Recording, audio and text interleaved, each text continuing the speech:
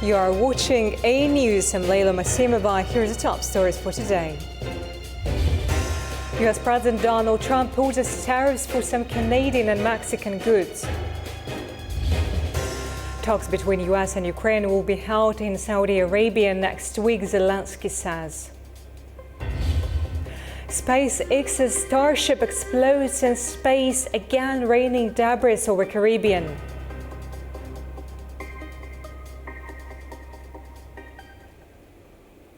The US has once again suspended the 25% tariffs he imposed on most goods from Canada and Mexico until the 2nd of April. It's amid global trade tensions and alarm amongst American consumers. US President Donald Trump has paused the 25% tariff hikes on Canada and Mexico until the 2nd of April, in the latest twist in a fluctuating trade policy. It's the second time Trump has suspended the tax increases on imports from America's biggest two trade partners. The increased measures created uncertainty for businesses and worried financial markets. Washington argues the increases were to curb fentanyl entering into the states. Claudia Sheinbaum says Mexico has already cracked down on top cartel bosses in recent weeks and pledges to work with the US. Trump has credited Mexico's president for making progress on illegal immigration and drug smuggling. Claudia Sheinbaum thanks Trump for what she called a respectful conversation on Thursday. This agreement is valid until April 2nd. Remember that he announced that on April 2nd, he is going to announce tariffs to all the countries in the world. So he places Mexico within that international agreement or the decision he is going to make. More than agreement, because it is their decision, but he puts us within, just like any other country in the world, not with what he was doing now that finally excluded us. Sheinbaum also announced that a planned rally in Mexico City's Zocalo Square, initially intended to address the tariff situation, would now be a celebratory festival. As important trade partners, the US and Mexico rely on cross-border commerce, particularly in industries like auto manufacturing, supported by the United States-Mexico-Canada agreement. US President Donald Trump has signed an executive order establishing a strategic Bitcoin reserve and a US digital asset stockpile under the Treasury Department. The order highlights Bitcoin's fixed supply as a strategic advantage, positioning the US amongst the first nations to stockpile the cryptocurrency. It also mandates an inventory of all government-held digital assets. Trump previously hinted at plans to stockpile Bitcoin, Ethereum and other tokens, sparking debate within the crypto industry. US-Ukraine talks will be held in Saudi Arabia next week. President Volodymyr Zelensky says he hopes that it will be a meaningful meeting. US-Ukrainian talks are set to be in Saudi Arabia on Monday. Ukrainian President Volodymyr Zelensky says he'll be meeting with Crown Prince Mohammed bin Salman and hopes the talks will be meaningful. He made the announcement on social media after an emergency meeting in Brussels with European leaders on Thursday. Zelensky says Kyiv is working very hard towards reaching lasting peace. On his Telegram account, he wrote, "My visit to Saudi Arabia is scheduled for Monday, where I will meet with the Crown Prince. After that, my team will stay in Saudi Arabia to work with our American partners. Ukraine's top priority is achieving peace." This visit comes at a time when discussions are underway regarding a possible peace agreement to end the 3-year-long war between Ukraine and Russia. US President Donald Trump's special envoy, Steve Witkoff, confirmed that negotiations on a peace framework are ongoing with Ukraine. Ukraine's Black Sea port city of Odessa faced another mass drone attack, damaging critical energy infrastructure and sparking fires, regional governor reported. At least 3 homes caught fire and key energy facilities were hit on the city's outskirts. This week, Odessa has faced drone attacks, primarily targeting energy facilities and causing widespread blackouts. European Union leaders met in Brussels to discuss how to finance a sharp increase in defense readiness to deter any possible future attack from Russia and become less dependent for security on the United States. Ukraine's President Volodymyr Zelensky joined European leaders and thanked them for their continued support. Head of the talks, European Council and European Commission Presidents Antonio Costa and Ursula von der Leyen reaffirmed their support for Ukraine after the US suspended its military aid for Kiev. Now we are here today to take decisions and to deliver. First of all, I would like to thank the European Commission to come so soon with concrete proposals that give the opportunity for us to take concrete decisions. We want a peace through strength. And this is the reason why I present today to the leaders the Rearm Europe plan. The Rearm Europe plan provides up to 800 billion euros for defense investment. It gives the member states fiscal space to invest in defense. It gives the member states possibility to invest in the Ukrainian defense industry or to procure military capabilities that go right away to Ukraine. We are very thankful that we are not alone, and these are not just words, we feel it. It's very important. You made a strong signal to Ukrainian people, to Ukrainian warriors, to civilians, to all our families, and it's great that we are not alone. We feel it and we know it. Thank you so much for everything. Our William Denslow has more from the Belgian capital about main outcome of the emergency European summit. Spend, spend, spend was the message from Mette Frederiksen, the Danish Prime Minister, heading in to this summit here in Brussels. That was a reference to plans for the European Union to take substantial action when it comes to ramping up its own defence capabilities. This week, the European Commission has unveiled its Rearm Europe plan that could see roughly $840 billion worth of funding freed up for the European Union's member states to spend on boosting its own defence capabilities. This has certainly been welcome news, not just here in Europe, but also in Washington. For a long time now, the Trump administration has complained that Europe is not doing its fair share when it comes to spending on defence or providing enough security guarantees for Ukraine.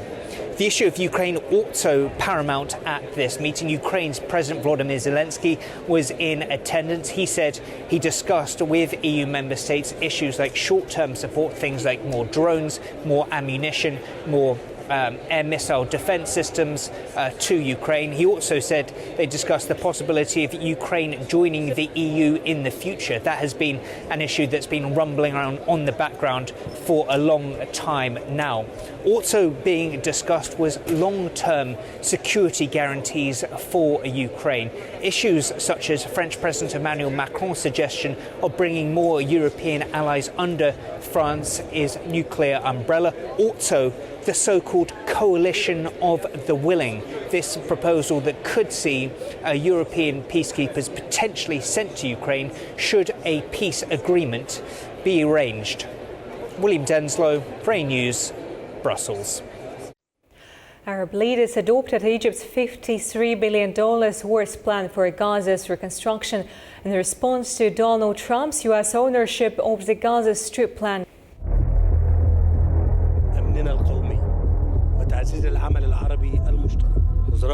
In a packed summit in Cairo today, Egyptian President Abdel Fattah el-Sisi unveiled a bold $53 billion blueprint that would allow Gaza's 2 million Palestinians to stay in their homeland while rebuilding it from the ground up.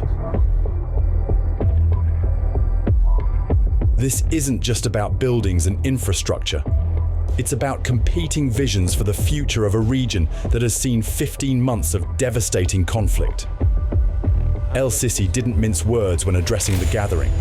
This plan preserves the right of Palestinian people in rebuilding their nation and guarantees their existence on their land, the Egyptian president declared. There will be no true peace without the establishment of a Palestinian state. What makes this summit particularly significant is who was in the room. The Emir of Qatar, the UAE's vice president, and Saudi Arabia's foreign minister, countries that were central to the historic Abraham Accords peace deals brokered during Trump's first term, all threw their diplomatic weight behind Egypt's vision. These same nations, which normalized relations with Israel in 2020 in what was hailed as a breakthrough for regional stability, are now pushing back against the current administration's approach to Gaza. The Abraham Accords were meant to chart a new course for Israeli-Arab relations, but the ongoing Gaza conflict has severely tested these diplomatic bridges. President Trump shocked the region last month by suggesting Gaza's population be relocated elsewhere, while the territory is transformed into what he called a Middle Eastern Riviera. That proposal was quickly embraced by Israeli Prime Minister Benjamin Netanyahu, but sparked immediate backlash. Egypt's competing vision is vast in scope, clearing 50 million tons of rubble and ordnance, building temporary housing for hundreds of thousands, and eventually creating, quote, sustainable green communities powered by renewable energy, complete with an airport and seaports.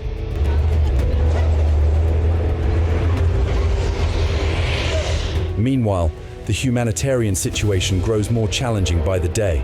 Israel continues blocking aid to Gaza to pressure Hamas into accepting its latest ceasefire proposal, drawing criticism from human rights groups. In a rare glimmer of hope amid the crisis, the first group of injured Gazan children arrived in Jordan on Tuesday for medical treatment, part of King Abdullah's pledge to help 2,000 young victims, many of them amputees. As diplomatic battles intensify over Gaza's future, the human toll continues to mount. More than 48,000 Palestinians have died since the conflict began with Hamas's October 2023 attack that killed 1,200 Israelis and took 251 hostages. A military training exercise in South Korea took a dangerous turn on Thursday when two fighter jets accidentally dropped bombs on a civilian area, injuring 29 people. The accident has sparked public outrage, with protesters demanding an end to such drills. South Koreans took to the streets on Friday to demand an immediate halt to military drills following an Air Force training mishap that caused serious injuries and destruction. Protests took place in Pocheon, a city near the North Korean border, where activists and residents voiced their concerns over the ongoing exercises. The South Korean Defense Ministry confirmed on Friday that 15 civilians and 14 soldiers were injured after two KF-16 fighter jets mistakenly dropped 8 Mk-82 air-to-surface bombs on Pocheon, located about 40 kilometers northeast of Seoul. The explosions destroyed 2 residential buildings, damaged a church, and wrecked a truck.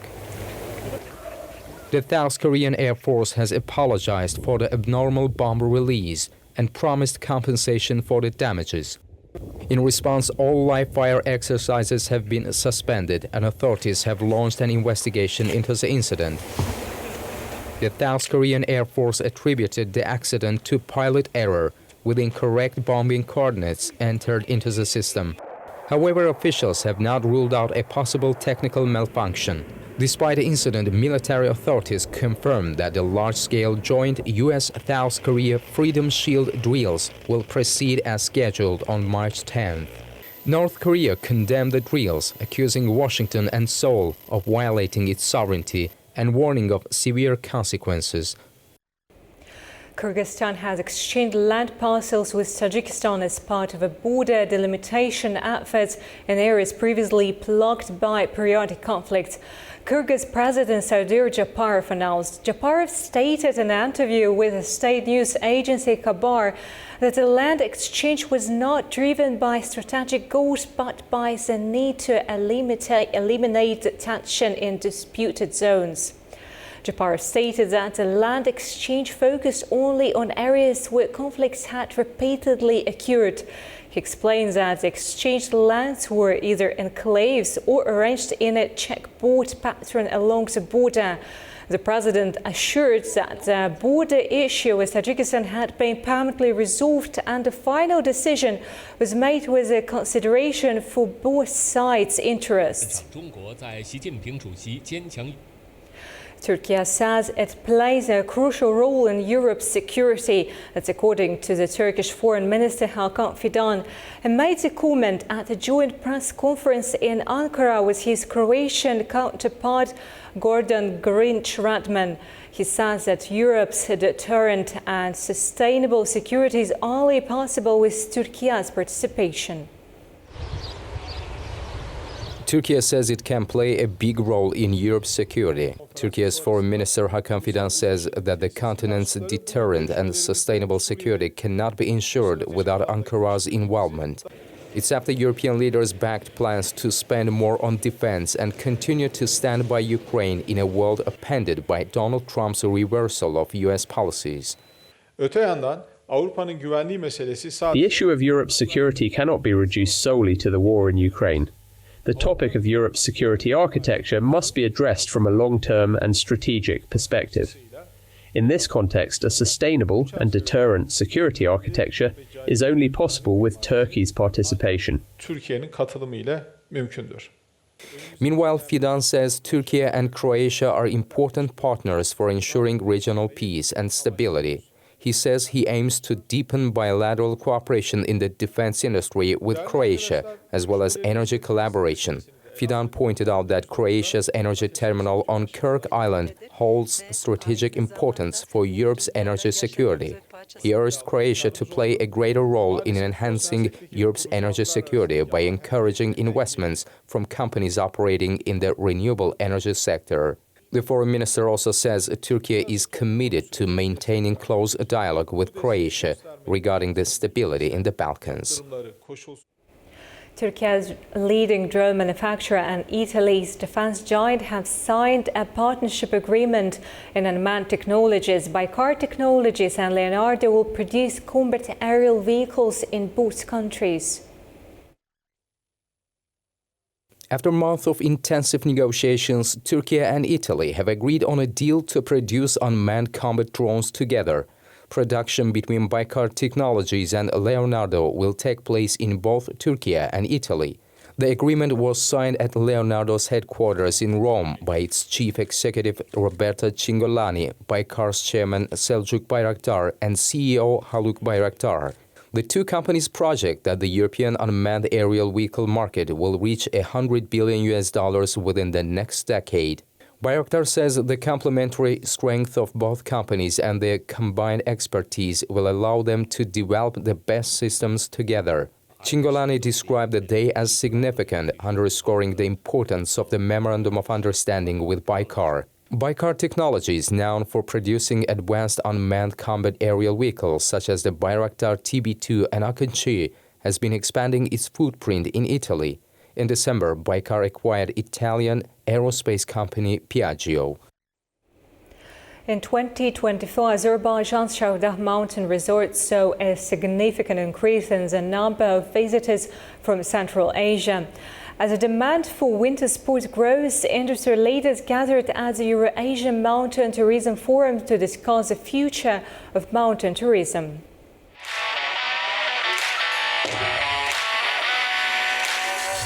In 2024, the tourists from Central Asia to Azerbaijan increased by 85%, with over 278,000 visiting Shahdah. As the largest ski resort in the country, Shahdah is now a key place for tourism and sports. And today we are going to talk about its growth and opportunities.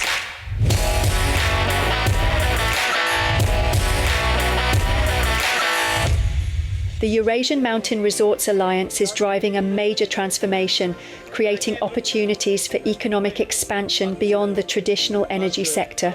Experts argue that tourism, unlike oil and gas, is a sustainable and renewable industry that can generate long-term prosperity. This was discussed at the forum on the prospects and opportunities of mountain tourism in Eurasia in the Shahdah Tourism Centre. Tourism is an industry that never runs out. People will always want to travel, to be with nature, and to experience new destinations. That's why we believe mountain tourism can significantly contribute to economic diversification and improve the well-being of our citizens. The key is to build strong cooperation among resorts and learn from each other.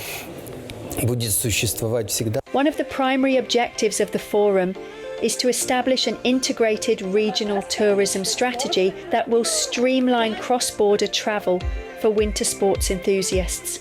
A key initiative is the introduction of a single ski pass, which will allow tourists to access multiple resorts in different countries under one ticket. Ski resorts in Eurasia are shifting towards cooperative strategies, creating joint marketing campaigns and establishing tourism corridors between member countries. Uzbekistan and Azerbaijan, for example, have already taken steps toward boosting travel between their resorts. We are working on a unified ski pass for Alliance members, which will allow tourists to experience skiing across multiple destinations with a single ticket. This is a major step toward integrating regional tourism. Flights between Uzbekistan and Azerbaijan are increasing, making it easier for visitors to explore different resorts. Kazakhstan is also playing a key role in this expansion.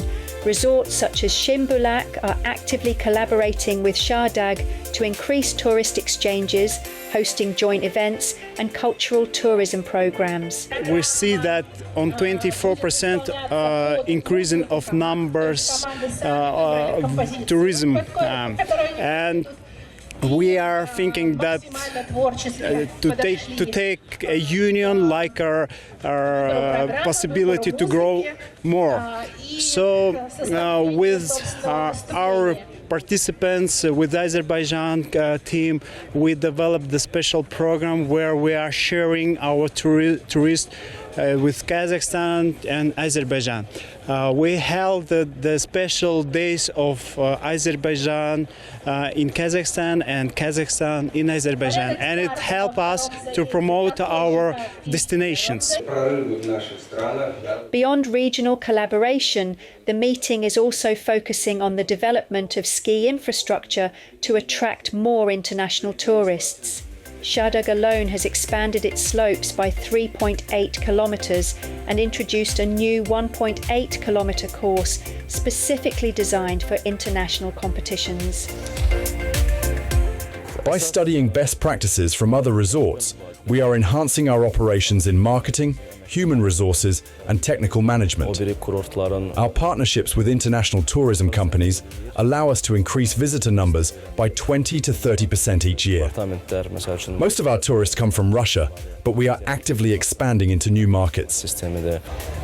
Kazakhstan's Vice Minister of Tourism, Yerzhan Yerkinbayev, emphasised that while state support is important, private investment plays a crucial role in the sustainable growth of mountain tourism.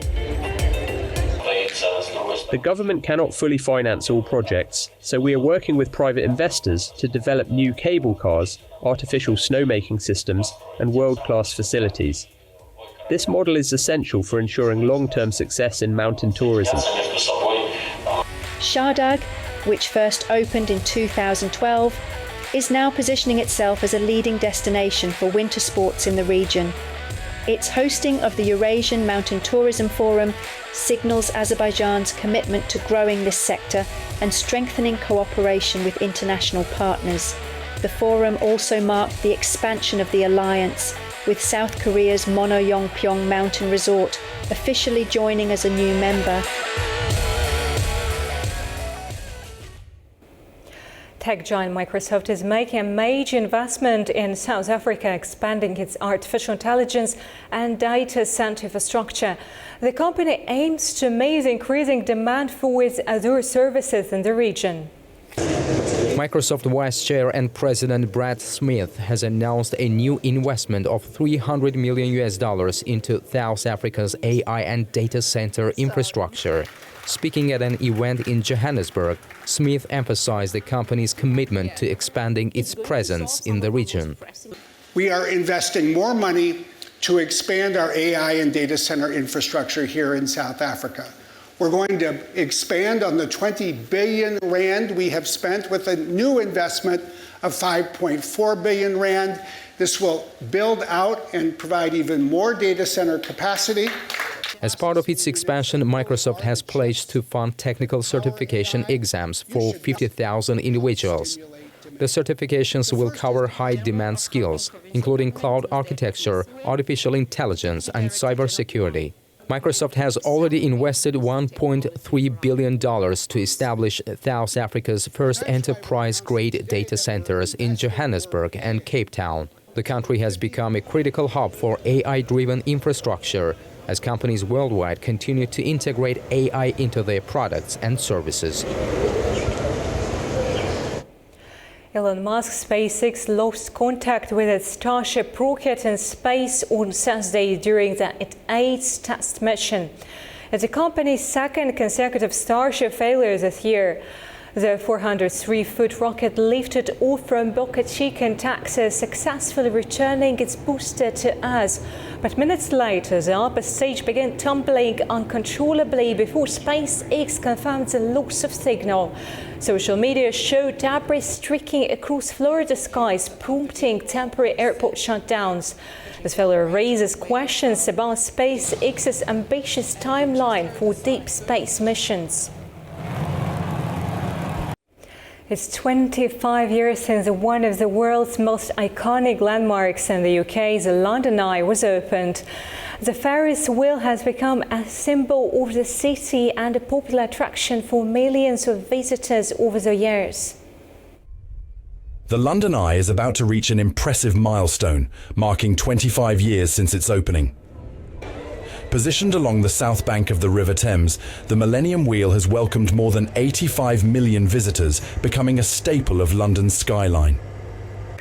When it was first opened to the public in 2000, it was the tallest Ferris wheel in the world at a height of 135 meters and with a diameter of 120 meters.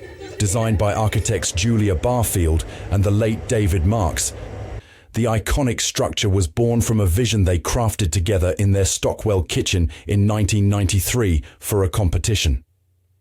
Despite their submission not winning, the duo remained committed to bringing their idea to life. It was a wheel because it was celebrating the millennium, so it was a kind of a symbol of time. So a circle has no beginning, no end. It is the symbolic of the passing of time, but also the cycles of life. So it was very much generated by the millennium. And, you know, at that time, so we started it in 1993, there was nowhere really that where you could see London from a height. You could climb, I think, 365 steps to the top of St Paul's, but that was really the only place. And the idea was very much about celebrating London. What was initially intended to be a temporary structure has become a permanent fixture. It was granted a permanent license in 2002, and last year its status as a long-term landmark was confirmed. Since the year 2000, there's been over 85 million people that have come onto our pods. We see roughly, on a really busy day, especially during summer, we see roughly 18,000 people a day, which is an incredible number. It has been featured in countless films and television shows, and it has witnessed more than 8,000 marriage proposals. 1% of ticket sales is donated back into the local community. This contribution has helped fulfill one of Barfield's key ambitions for the wheel, to regenerate the South Bank. And a rare piece of good news for the monarch butterfly population. Once again, on the brink, their numbers have shown signs of recovery this season. So what's behind this change? Let's take a look. The monarch butterfly population has seen a rare positive turn. Mexico's National Commissioner of Natural Protected Areas, Pedro Alvarez Icaza Longoria, announced that the hibernation area of these migratory butterflies doubled this season, reaching 1.79 hectares. Once numbering in the millions, monarchs have declined by over 85% since the 1990s due to habitat destruction, pesticides and climate change. In 2022, they were classified as endangered by the International Union for the Conservation of Nature. Alvarez Icaza credits this year's increase to international cooperation between Mexico, Canada, and the United States, stressing the importance of continued conservation efforts. Thanks for joining us. Keep watching A News for the latest. I'll be back before you know it.